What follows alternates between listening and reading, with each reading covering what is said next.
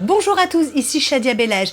Comment bien débuter votre activité de conseiller en immobilier?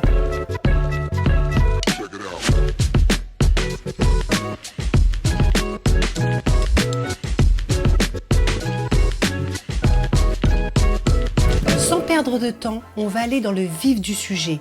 Vous démarrez votre activité. C'est un nouveau tournant dans votre vie et vous voulez vraiment que ça fonctionne. Il est important de mettre toutes les cartes de votre côté pour réussir votre première année. Développer votre chiffre d'affaires, vivre de votre activité, ne plus avoir de patron ni d'horaire et gérer votre temps pour vous et votre famille. Et gagner plus d'argent, augmenter votre rémunération chaque mois. Je sais que beaucoup de conseillers immobiliers ont une trésorerie limitée, juste de quoi tenir quelques mois. Il faut donc optimiser ce temps et se lancer rapidement pour ne pas vous retrouver en difficulté. La première année peut être déterminante, donc évitez de vous éparpiller, allez droit au but. Obtenir du chiffre d'affaires sans perdre de temps, ni stresser pour autant. L'erreur des conseillers immobiliers qui débutent, c'est d'aller dans tous les sens. Et dans ces cas-là, rien ne fonctionne. Pas d'organisation, pas de priorité, pas de sens dans leurs actions, pas d'objectifs concrets. Ils fonctionnent parfois comme des salariés. Aujourd'hui, vous êtes entrepreneur. Il est important de raisonner comme un chef d'entreprise. Voici les 3 étapes pour bien débuter. Si vous suivez ces étapes, vous êtes sûr d'être plus focus et de ne pas vous écarter de votre route. La première étape est l'organisation, la préparation. Avoir des objectifs faciles à mettre en place à court, moyen et long terme. La deuxième étape est le passage à l'action avec conviction, avec confiance. Beaucoup de conseillers immobiliers se lancent à corps perdu, sans travailler en amont leur confiance, leur mental.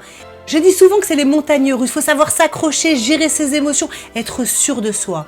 Et je vous assure que les clients le ressentiront. La troisième étape importante, c'est se constituer un portefeuille prospect rapidement. Préparer sa prospection terrain, sa pige. D'ailleurs, je vous invite à regarder ma vidéo si vous n'êtes pas encore à l'aise avec le sujet. Il vous faut minimum 10 contacts prospects par jour pour partager, avancer et vous faire connaître. Sans oublier la prospection digitale. Vos clients sont sur la toile, Facebook, Instagram. Mais attention, créez des contenus intéressants. Généralement, vos prospects sont là pour passer le temps sur Facebook ou Instagram. L'idée des contenus sur les réseaux sociaux, c'est d'impacter vos prospects à vous contacter.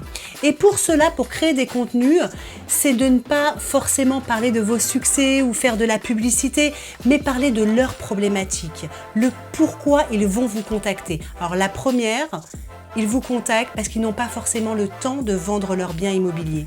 La deuxième, ils ne sont pas forcément proches de leurs biens, leur résidence par exemple secondaire. Donc prenez ça en compte, prenez leurs problématiques en compte pour créer des contenus intéressants. Donc c'est là où vous devez être fin et proposer vos services en fonction de leurs besoins. Car un prospect travaillera avec vous uniquement s'il a un problème. Et si vous mettez le doigt dessus, vous ouvrez la porte vers la confiance.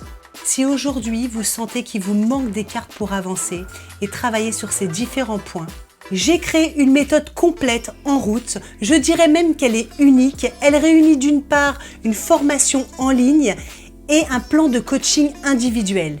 Cette formation est faite sur mesure et pour les débutants.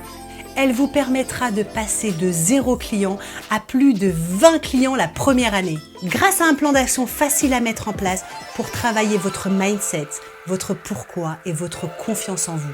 Consultez le programme complet ci-dessous et avançons ensemble vers votre réussite.